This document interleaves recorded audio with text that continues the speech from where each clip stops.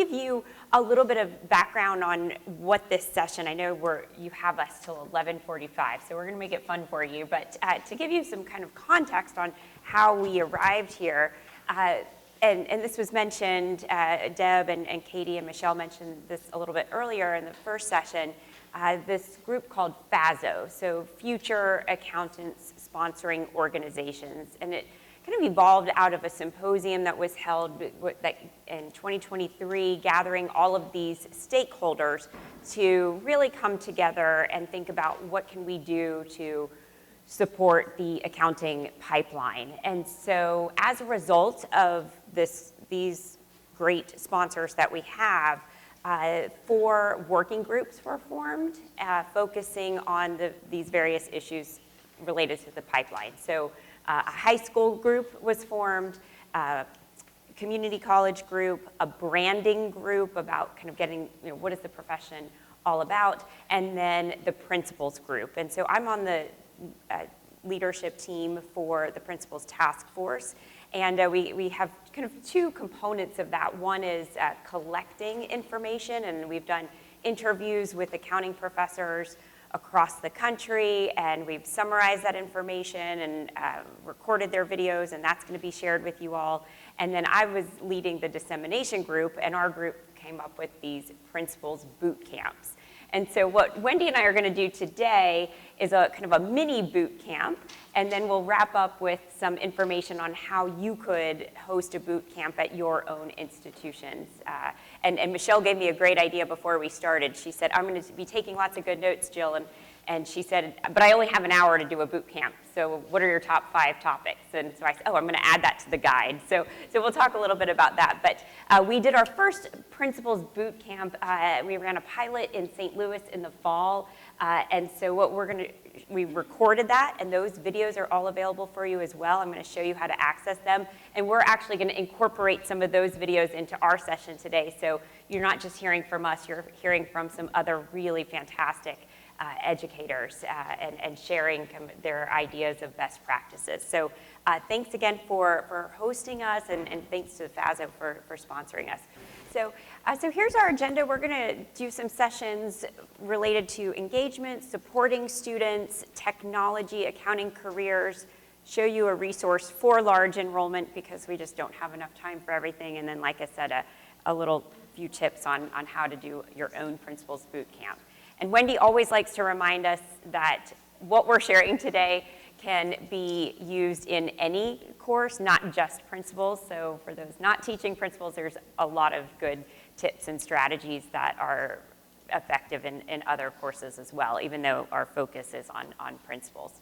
So I'm going to share with you some information about early engagement, like how to connect with those students even before the class begins, at the beginning of the semester, and then we'll hear from Wendy and one of our other presenters. So this was mentioned, I think it was Katie talked about in the earlier session, thinking about when you're bringing a guest speaker in, that person kind of becomes the face of the profession. But before you bring that guest speaker in, you are the face of the profession for your students. And I love this quote this is from Penn and Teller, the magicians.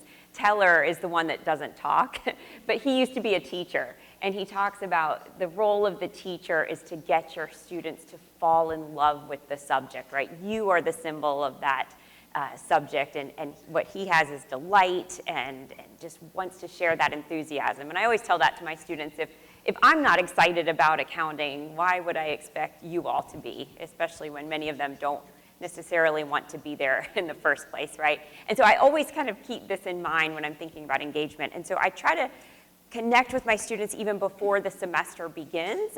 Some of you might have the luxury of knowing who your students are. That is such a treasure to know who they are before they come into your class. I don't have that luxury. I'm just rolling off teaching 3 years online asynchronous 900 students a semester, and that roster is changing. So I can't really connect individually with each one of those before the course begins.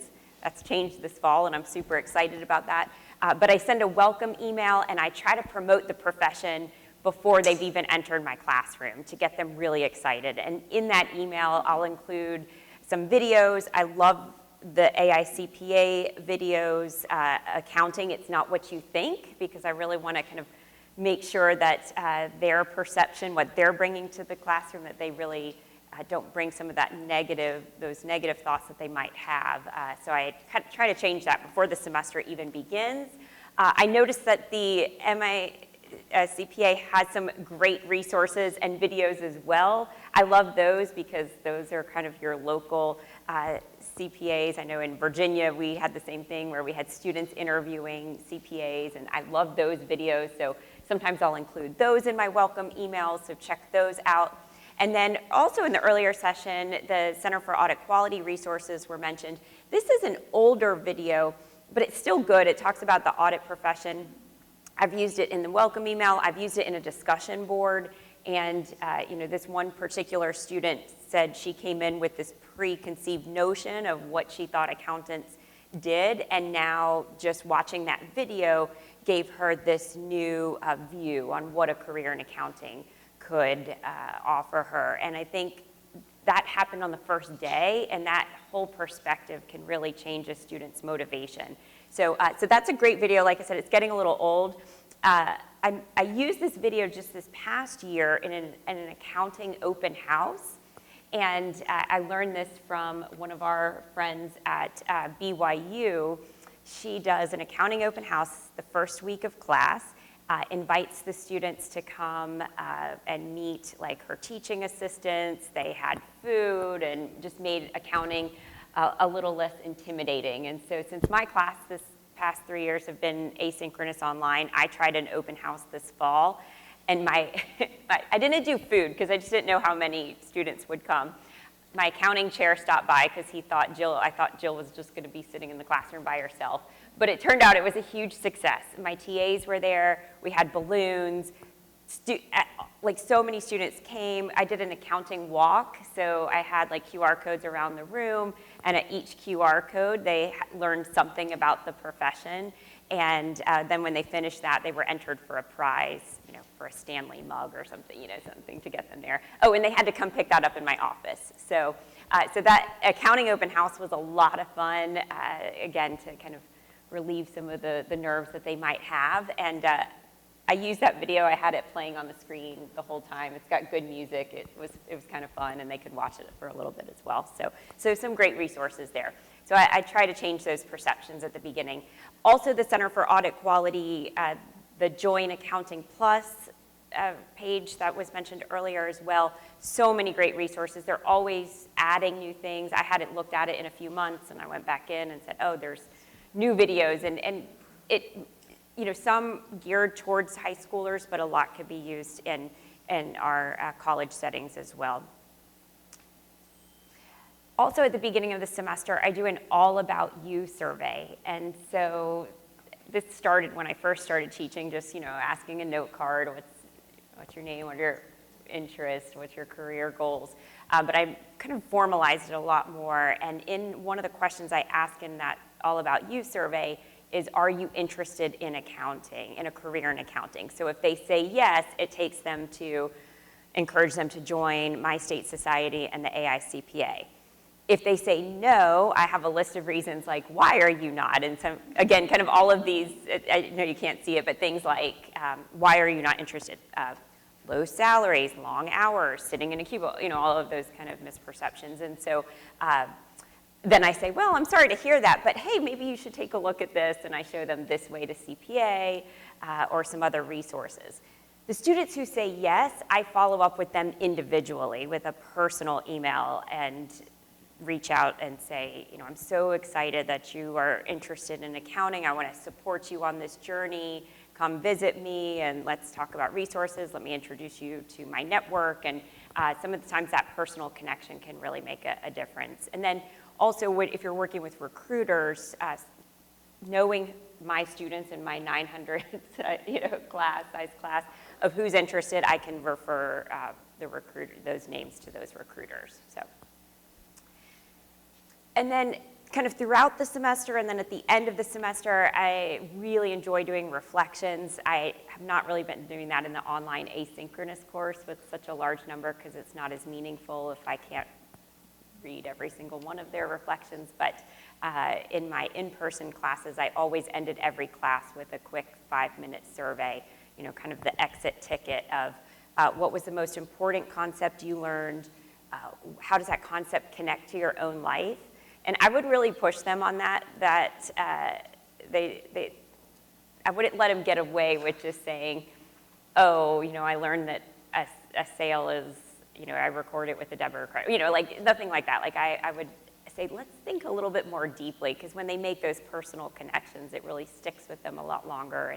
And then once they kind of get the hang of it, you see them making those connections. And then, of course, what's one question that you have, so that I can address that in the next session. And then I do a full kind of end of semester reflection as well, but always connecting to their own life. So even if I couldn't convince them to consider a career in accounting, at least they will have an appreciation of why they're studying accounting. And then finally, I love to hear my students' stories of how they've applied what they've learned in class to their own lives. And so in their reflections, I get some of that. But this student in this video, this was James, he came to me one day and he said, Ms. Mitchell, I took what we learned in our incremental analysis lesson about make or buy. He had a small coffee business. He did the analysis and realized he just thought it was cheaper to print his coffee labels. He did the analysis, found it was actually much cheaper to buy them. And I was like, that is the best story I've heard. As an accounting teacher, you're like, it's great. You've learned something, you've applied it, and it saved you money. You don't get much better than that. So I asked him, let me just record your video. This was just in my office, and now this video is a permanent, resource in my course and my lesson on make or buy and incremental analysis. So if they're willing to share that story, it's really simple. Just ask them to tell it, record it on your phone, and now you've got a great resource. And the students appreciate that, your future students. I always tell them, I'm like, you're going to be helping future students if you help me with this video. So here are their stories. Okay, I'm going to turn it over to Wendy for her engagement tips. When I'm talking about right now, well, most of what we're today, don't use it every day, right? So I'm going to be talking about games. We do not play games in class every single day. Just so you know, I have 600 to 700 students per semester in 2 sections. And Jill pointed out to me today, I teach in a round classroom. And this is actually very much like it on a different scale. We have screens in the middle, but where do I stand in my classroom? Right in the middle. So I have students all the way around me, so kind of a different experience. So most of the tools I'm talking about apply synchronously, face-to-face, or asynchronous. So first of all, starting with Padlet. Padlet to me is one of the most useful tools.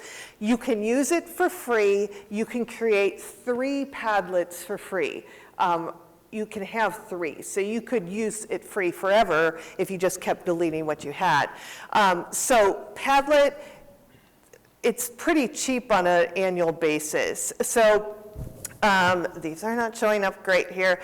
But for example, I have a Padlet, and the students, I'll put a QR code up on the screen, and on their phone, they'll go to it, and this one is organized in columns. So there's income statement, statement of retained earnings, balance sheet. So those 3 statements, and I'll ask them to put an example of an account that would be on each of those statements. So wait for a minute or 2, and these are showing up live, and then after I get everyone's in there, I can then go through and correct them, because there will be lots and lots of errors. We will have accounts receivable under income statement. Yes?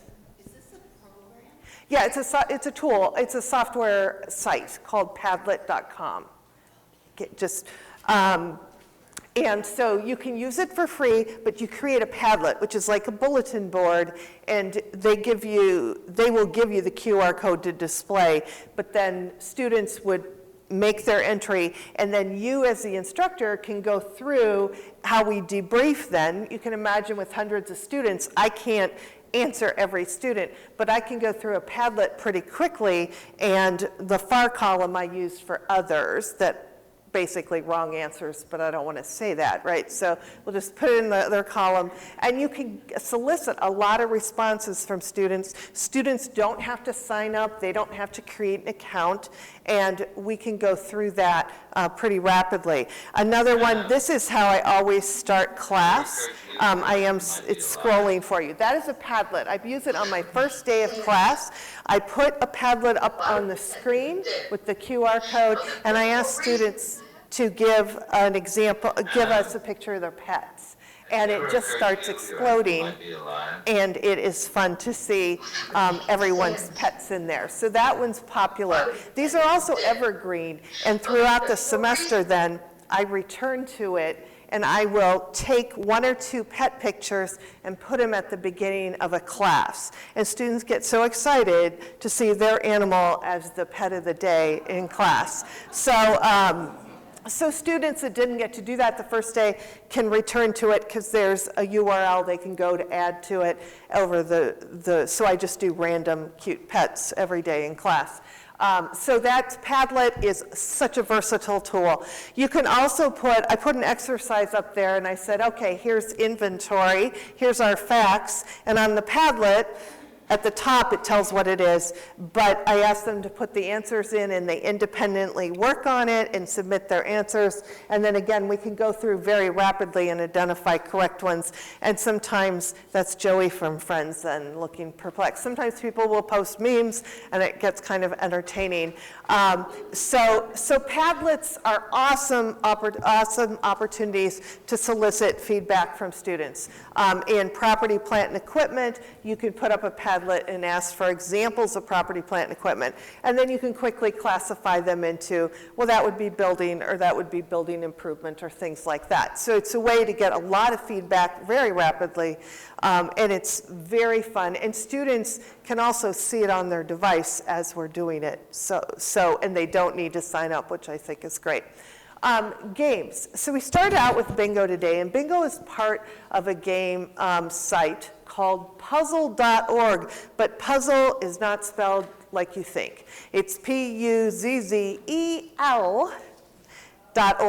So there's lots of puzzle types on puzzle.org. You can try it for free. It is limited to how many responses you get. I am in no way associated with this site, but this guy, it's one guy that does it. He creates a site. He has so many different puzzle types, and since I teach large classes, I do have a paid account. I think I pay $50 a year. It's some of the best $50 I spend because it's based on responses. So if you have Jill's size class or my size class, you need a paid account, but for very small little ones. So here's some examples. So that's a Wordle. So if you want, in the slides, I have posted all of these, so you're free to try them later. They will work. But here's an example. So you can see, right, I guessed Dirk's, it didn't work. We're doing it, right? And so you can do accounting Wordles, right? And look, there I got it. Debit, right? So you can do Wordles. And where do I use things like this? Well, at the beginning of class, right? That 5 minutes before class starts, you do a quick game, and then you start at the beginning of class talking about it. So then you can do crossword puzzles on there. Here's a really quick crossword puzzle, just opposite of a debit. You would type in credit, right? And so you can do these before class starts, or if you get to in the midpoint of class and you want to change it up, or at the end of class you have a few extra minutes. It's a way to emphasize some concepts. Okay, traditional word searches. So these are what you would expect, right? That you could, so there's invoice. And then there's jigsaw puzzles, which is nice. You can create, I did one of a real short financial statement, and students will, on their device, drag it, and then whatever they see displayed is kind of the code word. Choose kindness, which always works. Accounting word scramble. So here's where you have words that are scrambled and who can decipher it fastest. Many of these puzzles, you can access them at any time. So you can just put them out there. Students can do them if they want. I find them really useful in live class, especially when I teach, when we have, you know, that 5 or 10 minutes before class starts and you want to do something. This is a way, when you have them, you can do those. Reorder financial statements. You can put things, have them put them in the order they go in, and they can drag them, and it'll tell them when it's right. Okay, label this. You can have a financial statement and they would say, well, what's the top thing on it? What's the second thing on it? So we have company name, the name of the statement, etc. The games can be played live or asynchronous. And they also have team playing mode, which is really nice. They can break up when they sign in, they're assigned to a team, and they can do crossword puzzles, word searches, and jigsaw puzzles as teams. So you can do it. There's all kinds of puzzles. There's more than what I showed there, and they're kind of fun because they fit in really quick and they're easy. And so you can go to puzzle.org. Again, you can use it for free. It's not necessary. And then Kahoot, remember, I just want to say one thing about Kahoot. I think lots of people use Kahoot, but Kahoot has a team mode, and if you break your students up, I like to say students will pick which team they're on, and one of my teams will be accounting, finance, other business, and then all other majors.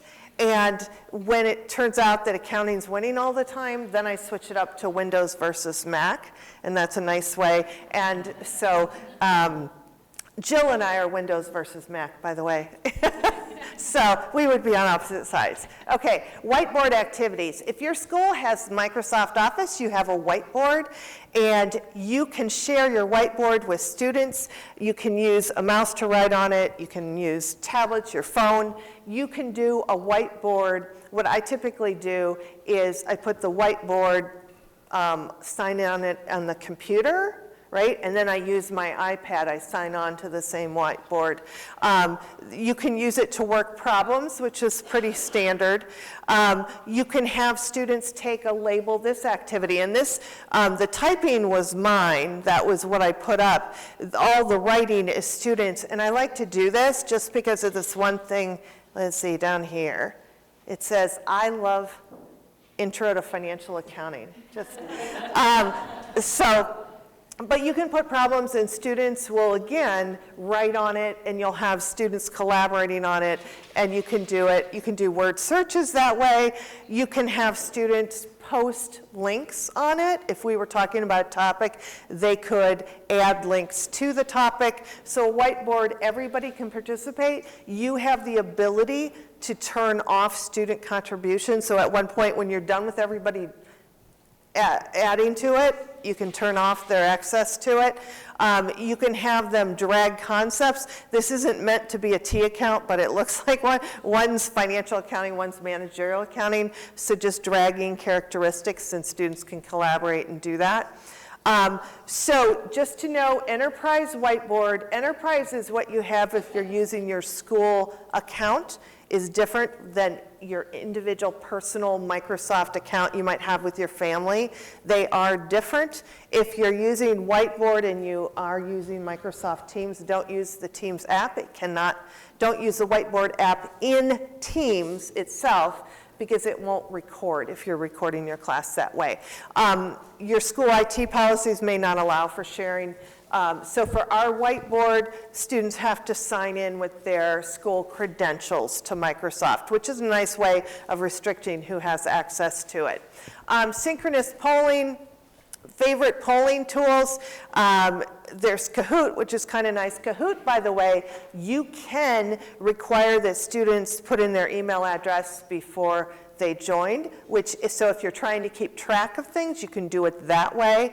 Mentimeter is kind of nice. I like Slido. We'll use it a little bit later. So those are just some polling tools available. Asynchronous polling, if you use Microsoft Teams, Poly is a little app built in. There's a certain amount you get free. And in an asynchronous class, I use Microsoft Teams for discussion. So I'll put up a poll about which certification are you interested in, and then there'll be a whole discussion under it. It's a nice way to start a discussion. So that was discussion, what's your favorite fall activity? And then they end up talking about it below, because who doesn't like those little polls where you just click one question and then you can talk to your classmates and see what they answer.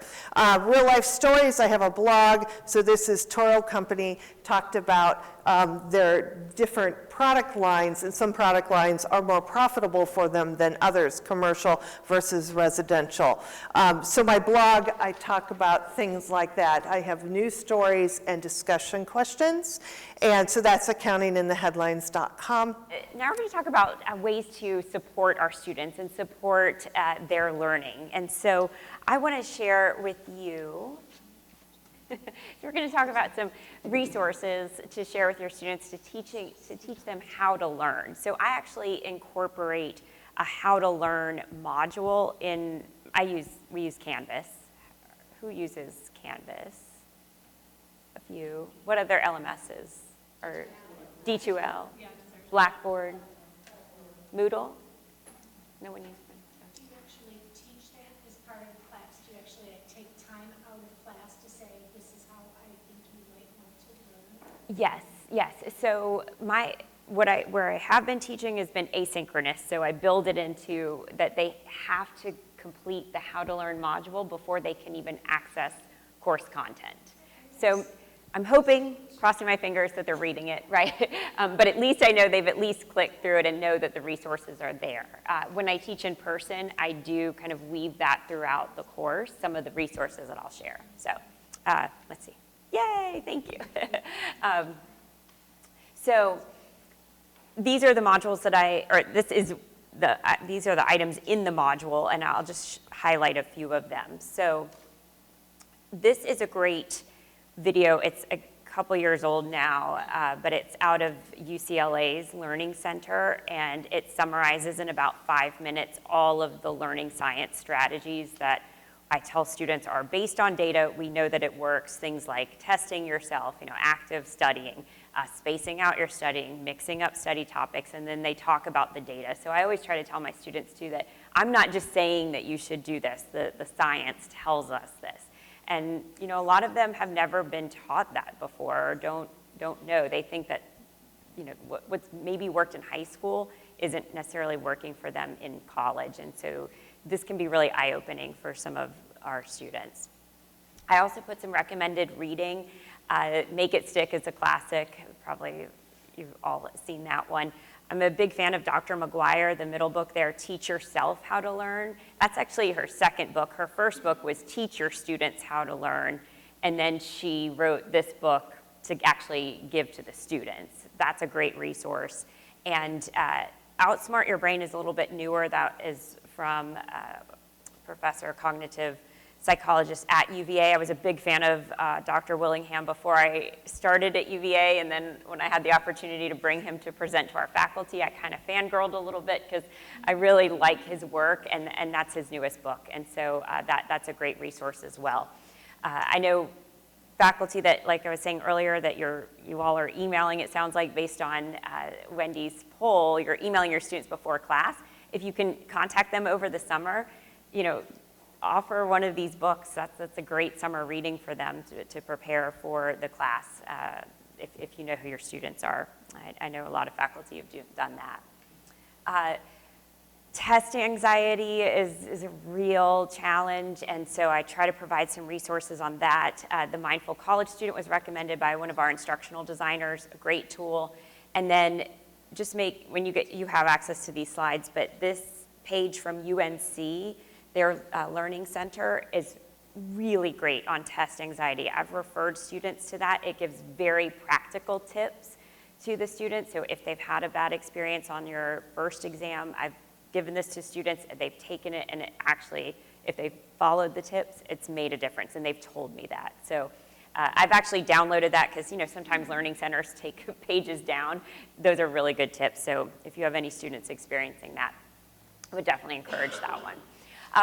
So another instructional challenge that I have faced in terms of supporting my students is what do we do to support them if they have not done well on an assessment? And this was actually, I mentioned when Dr. Willingham came to present to our faculty in the fall, he talked about this idea of attribution theory and how it affects a student's motivation to continue. So if your student fails an exam and says things, the reason for that is, there we go. The professor did not explain it well, right? That puts the blame on you, not on the student, right? And that is an external kind of reason. Stable meaning in the sense of like a fixed mindset, right? It can't be changed because you didn't explain it well and the student can't change you as the professor, right? And then that's uncontrollable. The result then is that the student disengages. If we can change that mindset to where the student's saying, I did not understand the material, maybe because I didn't seek help, right? That is much better. That's going to be an internal reason. It's unstable, meaning it can be changed. And then it's controllable. They have control over that because it was their reasoning, right? And the result then is that the student will attempt to learn from the mistakes. So I treat every assessment that I give a student as an opportunity to learn. So I have kind of this theme that I talk about learning, not just earning points. You're not just doing it to get points. You're there to learn from that. Even, formative assessments, yes, but summative assessments as well. So a tool that I use to help them on those more summative assessments is an exam wrapper. An exam wrapper gets its name because if you were doing paper exams, when you would hand back an exam in class, you would wrap the exam in this piece of paper that has questions on guiding your student kind of through the questions that they missed. So it was called an exam wrapper. That's why it got that name. So the students are using it as a reflection tool, really helping them kind of assess what was their approach to learning, how did they prepare for the exam, how effective were their strategies, how to adapt their learning for future exams. For the instructor, it becomes a communication tool. So I can use it to communicate, like these are best practices in studying, kind of that whole how to learn theme. It helps me identify where their gaps in their knowledge are, and then also I can help them identify patterns in those gaps and look for kind of what reoccurring pattern can be addressed in their performance. So these are some, I know this is hard to read on here, you'll have the slides, but on my wrapper, these are the questions. You can customize them however you want. I have, the first part is about preparation. So I ask them, how did you prepare for the exam? I list all of the resources that I've provided them. What did you use? I ask them to allocate their study time. So how did they study? So usually on that first exam, the students who didn't perform well, you can imagine where they allocated their time was to reviewing my notes, right? Because they weren't actively studying. Right, or if they took notes, yeah. And so I asked them to, and then any other exam prep activities, which that's also enlightening for me because then they share resources that I didn't know about that I can go investigate, maybe a good YouTube video or something. Then part two is a question analysis. So this is a table where they go through each question and determine was it an application or an analysis question, and then why did they answer it incorrectly? So I give them a list of reasons why, and then a reflection, how did you answer it? How should it have been answered? And then finally, the last reflection part is, well, what went well? Describe 3 things that went well. Describe opportunities for improvement. What are you going to do differently? And then what can I or my TAs do to better support you? So they know that this is a team effort. So like I mentioned, a paper-based exam, you could do this on paper. My exams are online, so I just have those questions in a survey. And because I have so many students, if they want to meet with me to talk about their exam, they have to complete the exam wrapper before our meeting. Because I really only have about 10 minutes with each student. And so I make them do the work that they really wanted me to do by going through each question on the exam. What I found is when they come to my office hours, if they've done the exam wrapper, they pretty much already know what they need to do differently, and then I can just kind of guide them. But it makes that time together so much more efficient. And then I encourage them to continue this in their other, and use this in other classes as well. So when you go, there's some text here. There's a great blog post on a student who at UNC who did not do well on an exam, and how they reflected and how it just changed their perspective. So I try to use all of these things to encourage them to do the wrapper. I've provided some links so you have access to sample wrappers from other learning centers. My wrapper that I use specifically in my intro accounting classes are there as well. Supporting students through personal communications.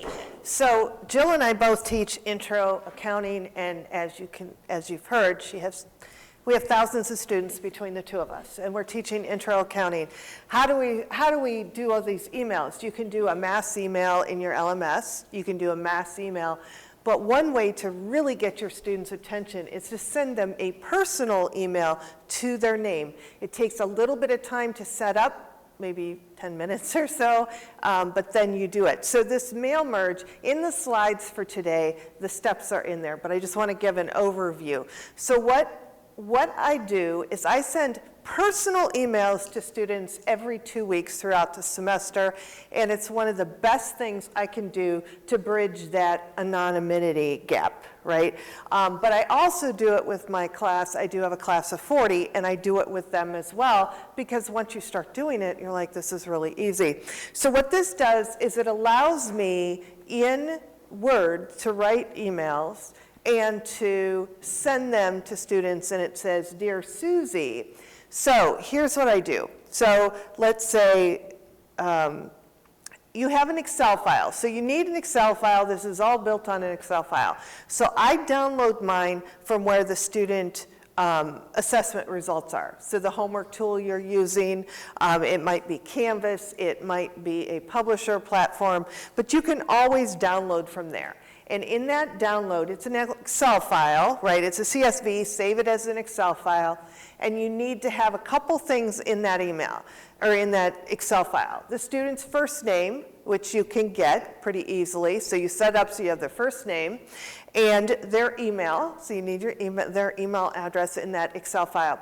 And then I download the results from Canvas or the publisher platform that has all their homework scores in it, all their quiz scores in it. And what I do is, and it has their overall score. So this is just me behind the scenes. So I do this download every 2 weeks. And the first thing I do is sort it by overall score. Okay, so everybody in my class that has a 98 or higher, I have this column off to the side that I key it as great job, right? Because every one of those students deserves a attaboy, right? You've done great, keep doing what you're doing, just want to reach out. And those, by the way, are so appreciated by students because they're like, you're recognizing me, right? So I've sorted those. So then the next thing I do is the opposite end. The students that are in crisis mode, those students that are below 60%, I put needs help, right? And then everyone in the middle then, I keep sorting till I find a category for everyone. So then what I might do is I might look at polling question scores, and I change it up every 2 weeks so it's different what I'm looking at. I'll look at polling question, and I can tell very quickly if someone's coming to class or not. So then I sort the remaining ones, and the ones that are not coming to class, I'll say needs to come to class as their category. And then I'll keep sorting, and I end up with 6 or 7 categories for every 2 weeks. And I do it based on different criteria because I don't want it to look like I'm using a formula, right? So at the end of my Excel file preparation, 10 minutes into it, I have everyone sorted into a category, right? So then I write an email for each of those categories. So we have the really good ones, that's an easy one to write. We have the ones that are really struggling, and that's pretty easy to write too, right? Here's tutoring, here's you want to meet with me, all these things, so I write that one. And then the ones in the middle, the other categories, I'll write that about, hey, you really need to come to class, did you know, blah, blah, blah, blah. Or, you know, I see that you're not doing so well on quizzes, did you know you have a second or third attempt, blah, blah, blah.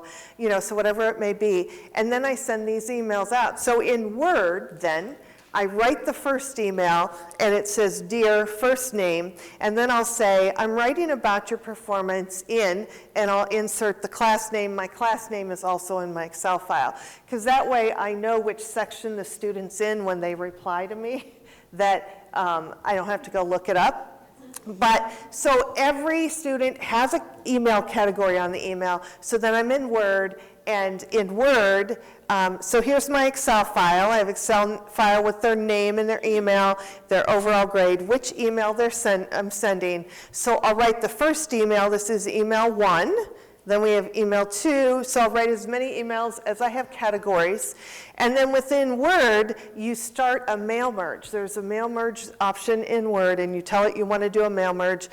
Select recipients. You select that Excel file that you built, and then you insert the merge fields from the Excel file. So I'm going to insert their first name, I'm going to insert the class, I'm going to insert their overall grade if that's part of my email, and then you edit recipient list. This is really important. You edit recipient list, and you select just the recipients for email 1, right? So you write email 1, select recipients, and then you hit send email, and it'll send every student that's in that email 1 category, right?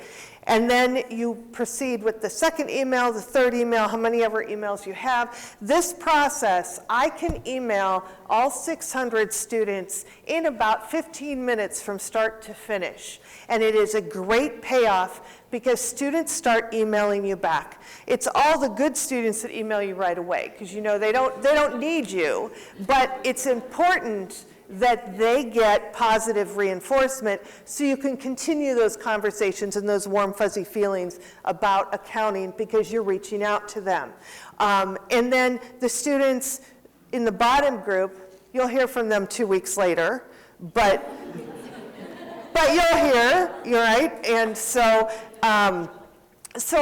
but all joking aside, it is an awesome way to reach every student on a personal basis because it doesn't scream that you just threw this in Canvas, right? I mean, it's a personal email, and then you can just reply back and forth and have conversations with students. So I put the instructions for mail merge.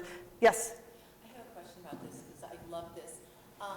What about as you're getting maybe your quarter into the semester, third way, and you still have someone who's got like a low grade, but if you're looking at this 2-week period, they've been making improvements, or maybe if you look at the last month, they're making improvements, but they still need to make more improvements. I mean, are you tailoring it like that, or are you keeping it to this is how you did in the last couple of weeks?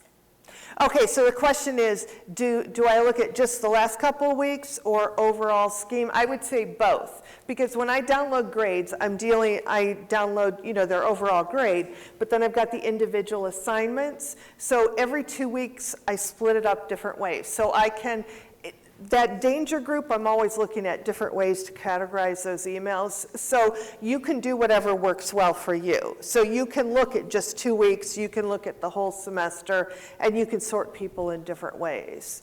Yeah, I do a variety. I really try hard, and I do not reuse emails from prior semesters, so I don't have a formula for it, because I think that becomes quite evident if you're reusing something that doesn't quite fit. So my answer to you is I do it all. I just sort them so that everybody ends up in a category. So, yeah. Categories might change. Yeah, my categories change all the time. I mean, your danger students, I'm always trying to chase them. They might get more emails anyway, but it's such a way to make it personal with very little time. If you use Outlook, just know, so it has to go through Outlook, right? It might take 15 minutes after I've sent it to get everything. Your school probably has a slowdown, so you can't send 1,000 emails in 1 minute, right? So yes, and so I just rewrite my emails every 2 weeks. It depends on what strikes me, what I'm seeing in that grade book. That's how I categorize it every 2 weeks. And I want to say that in the electronic materials we gave, we provided you a lot of resources. So even beyond what we're showing here, there's more. So before, in the materials we gave, we listed some of our favorite, now we're segueing into technology. Of course, we cannot leave technology without talking about generative AI. So in there, there's a list of several really cool tools to use, that you can use generative AI tools to use in teaching. But we can't ever talk about Gen A without talking about bias, right? So think about bias, explicitly think about bias in AI results. So because you can generate slides, and I actually saw this. I was just at a conference in Dallas, so was Scott, and I was watching people put up generative AI slides that you could see they were from, and that's fair.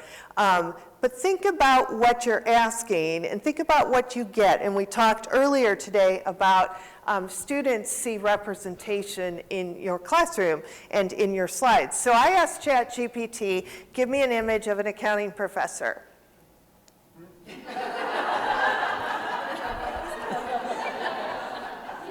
Okay, so then I asked again. Oh, ask again. Oh, look, we got gray hair there, okay? See a theme? They're men. And they're all white men, too, right? So then I thought, okay, let me ask what an accountant looks like.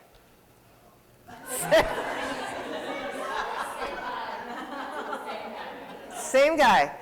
Okay, now I want a CEO.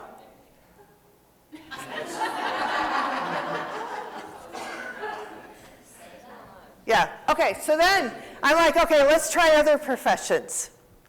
Financial analyst. There's our guy. Controller. Auditor. Tax accountant. Okay, do you see a theme? Right? Teacher. Dressed a little more casual. Okay, doctor. Nurse. We got a woman. It took nurse. Let me now ask secretary. Okay, so look how many times I had to ask before I could get a female. And we still have yet to find a person of color, right? So be careful when you're asking. There is bias inherently built into AI. This very funny example, but it's not funny. It's what's being shown when you ask. It's based on history and what it's been fed, and we'll just continue to perpetuate that. So just a heads up that you need to watch, be aware of it. Okay, then I was going to quickly, we're not going to do this, but I, in my intro class, wanted to start talking about generative AI and what it can do for good besides just cheating, right?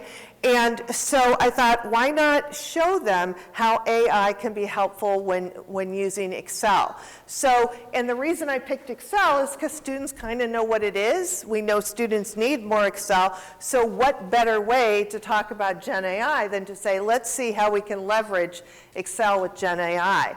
So this is a project that Tracy Miller and I developed. It has tutorial videos and assignments and all kinds of things. So Excel has AI built-in features, just in native Excel. Everything's constantly evolving. When I talk about Excel, I'm talking about the desktop app. Also know that all the tutorials that we provide, all this is free, by the way.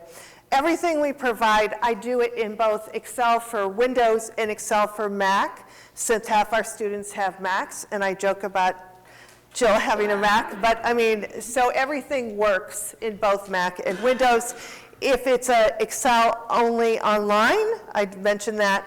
So here's a great way to start talking about generative AI. The dynamic arrays in Excel are based on AI. And one of the examples we talk about is the unique array, which basically says it looks at a range of numbers letters, and then returns a list of unique values in that. That is based on AI principles in Excel. So the end of that tutorial, there's a whole bunch of other ones, but that's a way to show AI that is working in real life in Excel. But you can also use ChatGPT to help with Excel, and this is mind-blowing to students. You can show students, these are intro students, to say, you can use AI to write a macro.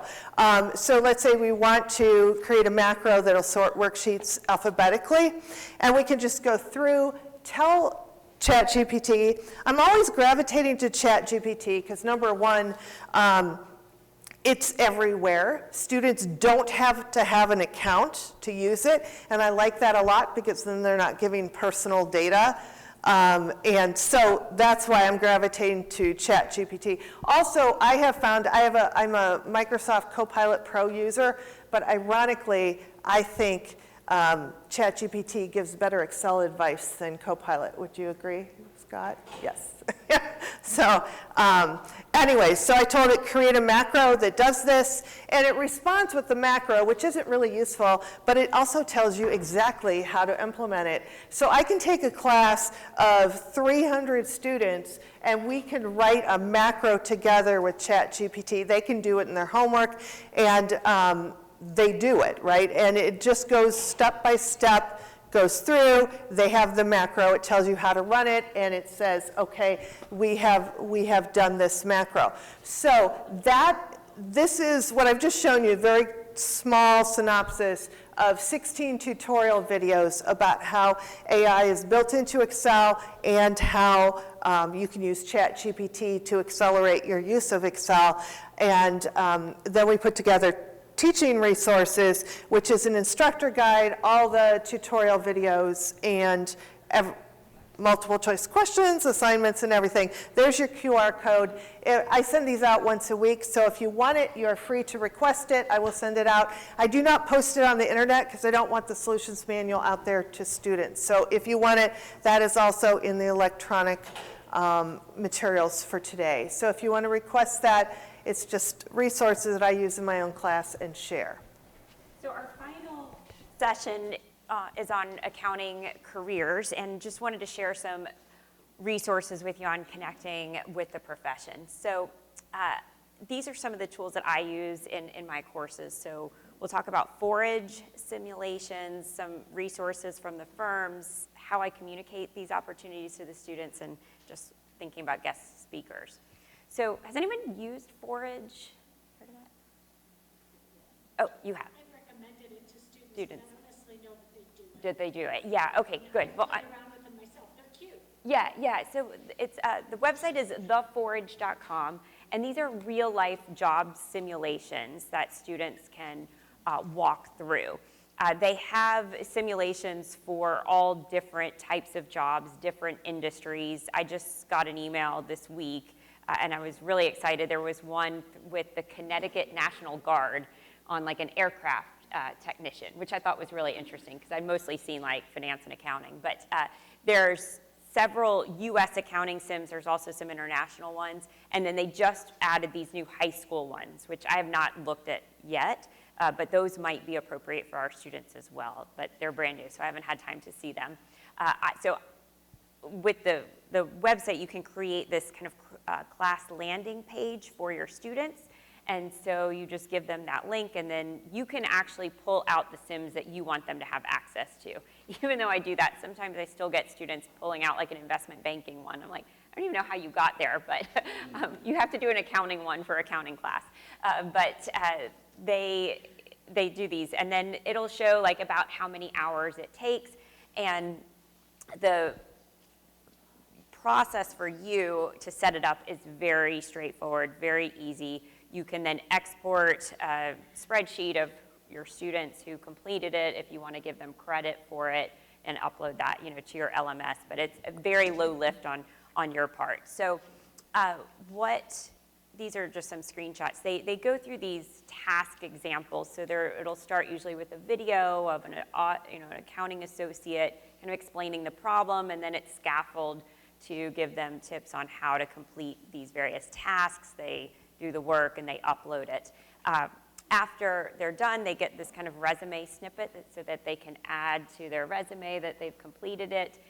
They can add it to their LinkedIn profile. I tell any of my students who are interviewing with any of the Big Four to go and do at least one of the simulations so that when they go to their interview, they can tell them that they've done it, and that shows a lot of interest. If I just go, let me just go back real quick here. I let them just pick whichever one they want from my class landing page. They like the Koch Industries because it's the shortest one, but then they discovered that they learned how to do a pivot table in that one, so that they get a nice little benefit out of it. But very great resources there. So the way I use these would be when I do extra credit with a live presentation from a firm, but since my class is asynchronous, I can't require students, I never have a good time for all of them to come. So in order to still get extra credit, they can complete forage simulation. So, and the feedback's been positive from my students using them. Okay, EY ARC, lots of great resources. You all might already be in there, but just wanted to highlight those. I love the mini cases that they have for most of the topics in Intro Financial. And the way that I use that in my class, and again, easy setup, easy lift for you. They have discussion questions. They have machine gradable multiple choice questions that you can just easily pop into your LMS. I use them in my large asynchronous online courses for group projects. So in order to get some more peer-to-peer interaction, I assign groups, and they have to complete one of the case studies. So I use the inventory one, and I just ask them to answer the questions, and they have to document that they've actually met. They have to take a picture or their picture of their Zoom that they've met, and so that's how I've implemented that in my large classes. I think in the fall, I'll probably just use these in a face-to-face course scattered throughout. PwC has some new videos. These are relatively new, so you might not have heard of these yet. They came out, I guess, just this past academic year. A lot of great videos, not very long, great way to kind of introduce a topic, and they're very well done, really kind of seeing how that topic relates to the real world. They also have an instructor guide and discussion questions, again, making it a really easy lift for you. And then I've used these, again, in my online class. I just build them into the appropriate module and make it, an optional resource for a student to view. And then just recently, like in the past month or so, they released their new accounting simulation. This is a lot of fun for them to go through. The premise here is that this is this young tech company. They build like games and movies, and these two founders that you see here are looking to their accountant, the student, to help them with several decisions throughout kind of as they're growing here. And so it takes, I think, about 30 to 40 minutes for them to complete it, and then they get a certificate. So I use this again as another optional extra credit assignment for those students who couldn't attend. I have PwC come and speak. If they couldn't attend live, they get to do this. And again, the feedback from the student was positive. And then I like to share all of these resources I use Teams in my class, so I have an opportunities channel. But you could do that in any page in your LMS. I think it's really important to channel all of these resources in one place so that they always can refer back to them versus just in your weekly announcements or mentioning it on, in class or something. Like, I always just tell them, go to the opportunities channel. They know, like, when you get a guest speaker, or there's an event at your university or college, just they know that that's that one dedicated space in your course where they can learn about accounting. So I share podcast. I think we were talking about podcasts in the bingo. PwC has some great podcasts, IMA. So I love to just put that all in one place for them. And then we were talking earlier about the guest speakers at like the high school and the community college events. I always like to just ask this question when I have my students attend an event is, did that event change their perception about the profession? And so I think that's an important question for you to know about your students, and then also to give to your guest speakers for feedback for them as well. And I think that's a really nice thing to share with your guest speaker when you can say, look at this, 50% of my students now are interested in a career in accounting because you came to my class. So I think that can be really impactful for your guests. So let's see, I think we have about 10 minutes left. So I just want to introduce the instructor guide, and then we have some games to play. One last game, right? Yep, Yes, we're going to skip Jen's video here. Let's see. Now, Oh, there we go. Oh, I'm sorry, I did have one more. I just wanted to highlight, for those of you teaching large enrollment courses, Wendy and I and our friends here, Jennifer, you've heard from earlier, Melissa, she's the professor who gave me the accounting open house idea that I mentioned earlier. We did a webinar in the fall just on large enrollment strategies. So if you're teaching large enrollment courses, you might want to check that out. There's some great tips in there from some much more experienced professors than teaching large enrollment than myself. So lastly, if you kind of liked what you saw in this session and you want to do something maybe like this at your own school, I just wanted to highlight some of the resources and where you can get some of these tools that we've used. So these were not in your slides because this instructor guide was just recently finalized. So let me just give you a moment to get that QR code. And I'll share this with you all if you send a follow-up after this event. But this will take you to just a PDF version of the facilitator guide, and then we will be continually updating it. So like I got a great idea from Michelle earlier, so there's a link on the PDF to the live version that we'll continue to update. We're processing videos from a boot camp that was just held with the Tennessee Society of CPAs. So you'll get a whole fresh group of instructor videos that you can use, and so I'll keep updating that throughout the next year and summer. Everybody got that would like it? Okay. Oh, it's making you log in? It didn't make me log in. It didn't make you log in. Okay. So real quick, the guide just has some things to think about as you're developing this boot camp on your own, a little bit of background information on FASO, things to think about in terms of planning. A lot of what we heard from our earlier sessions, those same principles, right? Thinking about who could be potential sponsors, the budget, what are your goals and strategies, kind of a timeline for you. We looked at the budget. I put together just different sample agendas so you could think about different ways you could host it if you wanted to do a hybrid kind of virtual event. I think bringing students into a principal's boot camp would be really helpful, like a former student that was successful in your course, or one of those students that maybe you converted to an accounting major. Would be really a nice addition. We have not added students to our boot camps yet, but I think that would be a great addition. So, and some speaker suggestions, and then finally some resources and the videos. So like the videos that we showed today, you can access those on that FASO website. So this would be a great website just to jot down. It's just easy to remember, futureaccountants.org.